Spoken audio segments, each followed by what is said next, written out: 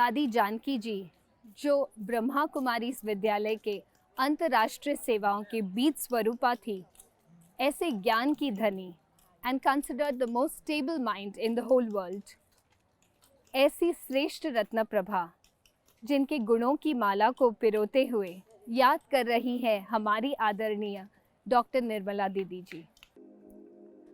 ओम शांति। हमारा भाग्य था कि हम काफ़ी दादियों के संपर्क में आई और उन्होंने पालना ली। विशेष दादी प्रकाशमणि तथा दादी जानकी जी। दादी जानकी जी का हमने पहली बारी 70s में भट्ठी अटेंड की। ब्रह्मा बाबा के अव्यक्त होने के बाद मधुबन में भट्टियाँ शुरू हुई और उनमें एक ग्रुप में हमारा भी चांस लगा था, जो भट्ठी दादी चंद्रमणि और दादी जानकी ने कराई।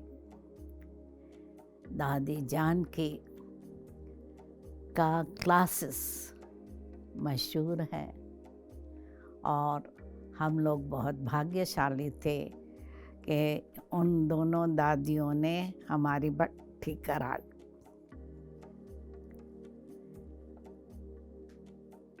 उसके बाद लंदन में मैं 71 से थी। 74 में हमने दादी जानकी को निमंत्रण दिया कि आप लंदन आइए और इस सेवा में आप सहयोग दें। तो 74 से दादी लंदन में थी। उनके साथ मैं 5-6 मास रही और लंदन में भल वो अंग्रेजी नहीं जानती थी, फिर भी विदेशी वाइब्रेशन को तो बहुत अच्छी रीत से पहचानते हैं। तो क्या होता था, जिन्होंने कोर्स कर लिया होता था, 2-4 अंग्रेज थे जिन्होंने कोर्स कर लिया था, दादी हिंदी में मुरली सुनाते थे। हमने उनको पूछा कि आप हिंदी मुरली पसंद करेंगे या अंग्रेजी में, तो उन्होंने कहा नहीं, हम दादी की मुरली सुनेंगे। तो दादी जब मुरली सुनाती थी तो अंग्रेज लोग हैं पीछे बैठते थे और जयंती बहन उनका ट्रांसलेशन करती थी। तो उसी रीत से उन्होंने धीरे धीरे अपने वाइब्रेशन और ज्ञान से लंदन में ब्राह्मणों की संख्या बहुत बढ़ा दी। हम 71 अक्टूबर से 74 तक काफ़ी पुरुषार्थ किया, परंतु इतने बीके नहीं निकले। पर दादी आई, साथ सिस्टर जयंती भी सेंटर में रहने लगी और उन दोनों ने मिलकर लंदन की सेवा इतनी बढ़ाई, जो बाबा के इतने मकान बन गए। लोग पूछते थे कि लंदन यूके का ये हिस्ट्री है कि 14 साल के बाद कोई धार्मिक संस्था चलती नहीं, टूट पड़ती है, और आपकी संस्था क्यों इतनी चलती है? क्योंकि कई चर्चिस है वो भी ख़त्म हो गए और बाबा के बच्चों के मकान, सेंटरों के मकान बढ़ते ही गए। तो दादी का यही स्वप्न था कि मैं लंदन में आई हूँ पर मुझे यहाँ मधुबन बसाना है, क्योंकि यहाँ से जब वो निकली तब उसको दुख होता था कि मैं मधुबन छोड़ के जा रही हूँ, भारत छोड़ के जा रही हूँ। तो बाबा ने उनको ब्लेसिंग दिया था कि तुम जाकर वहाँ मधुबन बसाना। तो आज भी जो लंदन में जाते हैं वो यही अनुभव करते हैं कि ये मिनी मधुबन है। दादी ने ये है कि उनको ज्ञान मनन मंथन बहुत अच्छा करना आता था, और मुरली पढ़ते पढ़ते मंथन करते मुरली के बाद जो वो सुनाती थी वो सबको बहुत अच्छा लगता था। और उनका बाबा के लिए जो प्यार, उस प्यार की नींव या फाउंडेशन उसने सब विदेशियों में डाला। तो आजकल जो भी विदेशी हैं उनको जितना दादी से प्यार है उससे अधिक बाप दादा से प्यार है। और उनको पढ़ाई का शौक़ था। मुरली कभी मिस नहीं करती थी, कितनी भी बीमार होती थी, जब तक मुरली ना पढ़ी तब तक वो ब्रेकफास्ट नहीं करती थी। और अमृत वेला भी नहीं मिस करती थी। हंसा उनको सवेरे 3:30 बजे चाय बना कर देती थी और वो 4 बजे अमृत वेला करती थी ज़रूर। अंत तक उसने ये किया, चाहे अपनी बेड में बैठकर चाहे क्लास में जाकर अमृत वेला ज़रूर करती थी। और मुरली सुनाने का भी शौक़ था। कई बार अचानक लास्ट सालों में भी तैयार हो जाती थी कि आज मैं मुरली सुनाएंगी, आज बड़ा दिन है, मैं ज़रूर मुरली सुनाएंगी। तो मुरली सुनाने का भी शौक़ था और सेवा का भी इतना शौक़। सेवा के लिए दौड़ती रहती थी और अपने को कभी वृद्ध नहीं समझती थी। जब वो 70 साल की हुई तो कहती थी मैं तो 17 साल की हूँ। जब 80 साल की हुई कहा मैं तो 18 साल की हूँ। जब 90 साल की हुई कहा मैं तो 19 साल की हूँ। और जब उसकी 100 सेलिब्रेशन बर्थडे था तो लोग जो पब्लिक आए थे वो इतनी सरप्राइज हुई। उन्होंने समझा ये 100 वर्ष की बुढ़ी लाठी लेकर आएंगी और क्या बोलेंगे। परंतु जब उन्होंने उनका भाषण सुना, इतना फोर्सफुल भाषण था, वो इमेजिन नहीं कर सकते थे कि कोई 100 साल की माता इतना अच्छा भाषण कर सकती है। और लंदन में मैंने देखा कि शुरू में तो वो पर्दे के पीछे ही रहती थी। जयंती बहन भाषण करती थी और वो सकाश देती थी। धीरे धीरे वो UN में भी भाषण किया, साइंटिस्ट के सामने भी भाषण किया। मुझे याद है एक बार ऑस्ट्रेलिया में एक माता ने अपना अनुभव सुनाया कि UN में जब दादी का भाषण था तो सबसे पहले उठकर उसने योग कराया और पिन ड्रॉप साइलेंस थी। और पहला शब्द उसने सुनाया कि सबसे स्वीट भाषा है साइलेंस की, तो उस माता को वो शब्द दादी का याद रहा था।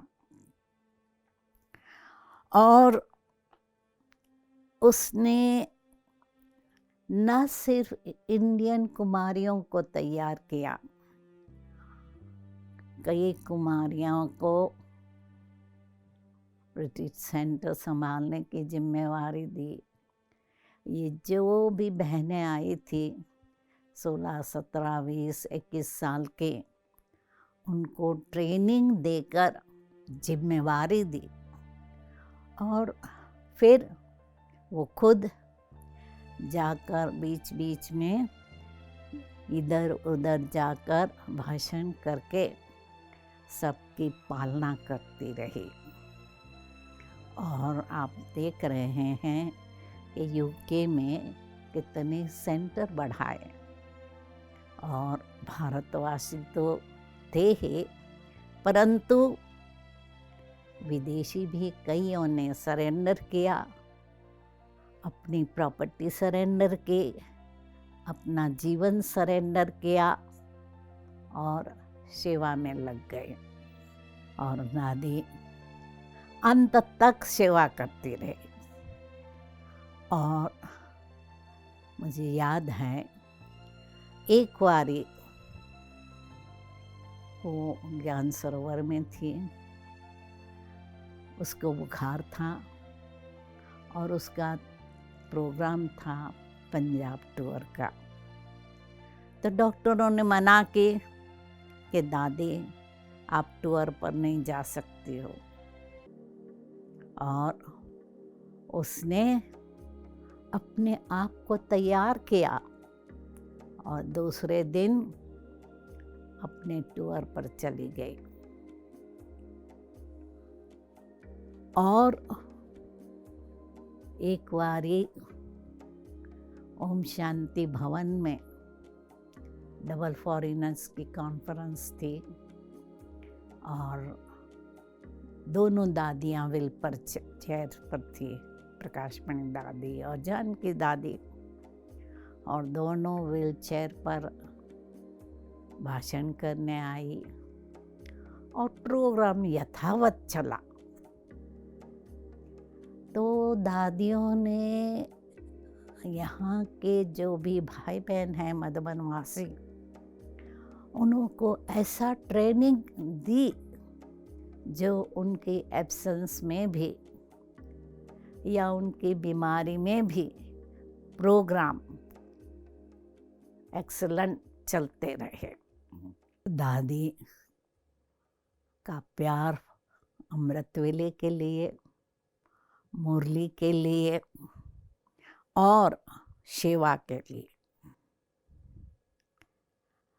मुझे याद है एक बारी हमारी एनुअल नेशनल मीटिंग थी, 1400 टीचर्स थे और दादी गुलजार और दादी जानकी दोनों को कुछ फ्रैक्चर हुआ था, गिर गए थे और दादी बेड में थी, परंतु बेड में रहकर भी उन्होंने टीचर्स को क्लास कराया। तो आजकल तो हमारी साउंड सिस्टम, ऑडियो सिस्टम ऐसी है, कमरे में बैठकर भी क्लास करा सकती है। तो कई बार अपने कमरे में बैठकर, इंद्रप्रस्थ पे बैठकर, अपनी शक्ति भवन में बैठकर दादी ने क्लास कराए। और इतने फोर्स से बोलती है दादी, जब भी बोलती है। और वीआईपी सेवा में भी दादी बहुत प्रवीण थी। उन्होंने कितनी वीआईपी सेवा की और उनको फ्रेंड बना देती थी। हमेशा उनको कहती थी कि आप मेरी फ्रेंड हो। तो फ्रेंड कहकर उनको फ्रेंड बना लेती थी और उनके कई पुस्तकें आज भी प्रसिद्ध हैं। भगवान मेरा साथी है। आदि आदि उनके जो भी प्रवचन होते थे, शिरोना बहन उसको ट्रांसलेट करके बुक बनाती थी और वो बुक वीआईपी को हम देते रहे हैं, आज तक भी देते रहे हैं। और दादी को जो सेवा का शौक होता था, जहाँ बुलावा आता था जाती थी। और अंत में 1-2 साल क्या होता था कि दादी रेगुलर प्लेन में ट्रैवल नहीं कर सकती थी, तो विशेष स्पेशल उनके लिए जेट विमान में शांतिवन से सीधा उस शहर में जाती थी।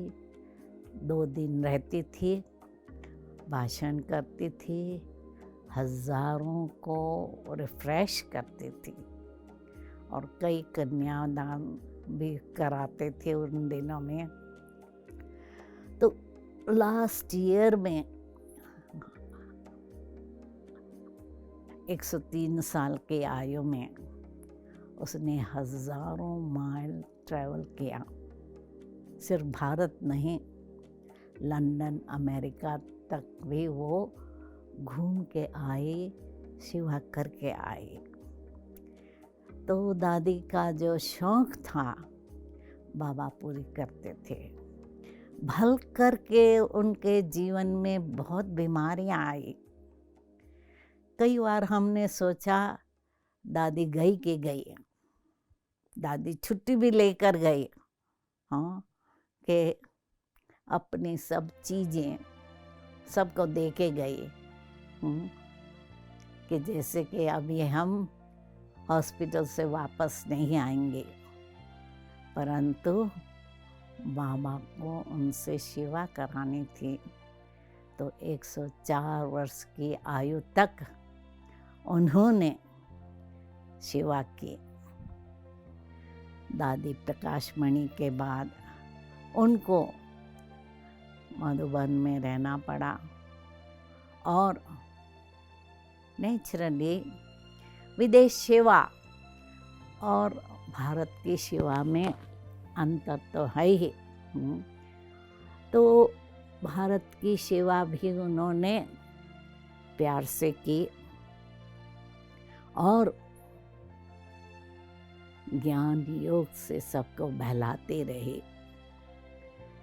सवेरे तो क्लास कराती थी, दिन में अलग अलग ग्रुप से मिलती थी और उनका हाल चाल पूछती थी, टोली देती थी। हर स्थान या तो चक्कर लगाती थी या तो उनको अपने कमरे में बुलाते थे। तो अंत तक उनके कमरे में 7 से 7:30 योग जरूर होता था। कई भाई बहनें आकर उस स्थान का लाभ लेते थे और अभी भी लेते रहते हैं। तो दादी ने जो कार्य किया, जितने हैंड्स तैयार किए, जितनों को आप सामान बनाया, नेचुरली है 8 रत्नों में जरूर आएंगे। तो ऐसी दादी से मिलने का हमको सौभाग्य मिला और दादी का मेरे लिए विशेष प्यार था। हमेशा क्लास में आती थी तो मेरी सराहना करती थी और मुझे कहती थी लंदन जाओ, अमेरिका जाओ, तो सेवा के लिए प्रेरणा देती रहती थी। दादी ऑस्ट्रेलिया में भी कई बार आई और कई बार हमने साथ में ट्रैवलिंग के। तो कई बार ऐसे होता था फ्लाइट में, क्योंकि दादी के बाल काले थे और मेरे बाल सफ़ेद हो गए थे, और व्हील चेयर हम एक मांगते थे तो व्हील चेयर वाले पूछते थे किसको व्हील चेयर चाहिए। वो समझते थे मैं ज़्यादा उम्र के होंगे, सफ़ेद बाल थे, तो समझते थे मुझे व्हील चेयर चाहिए। हाँ, तो दादी के बाल काले रहे अंत तक, और दादी वो जवानी के जुस्से में सदैव रहती थी। तो इसलिए दादी को भी फॉलो करना हमारा फ़र्ज हो गया। मम्मा बाबा को तो फॉलो करना ही है, पर कईयों ने मम्मा बाबा को नहीं देखा है।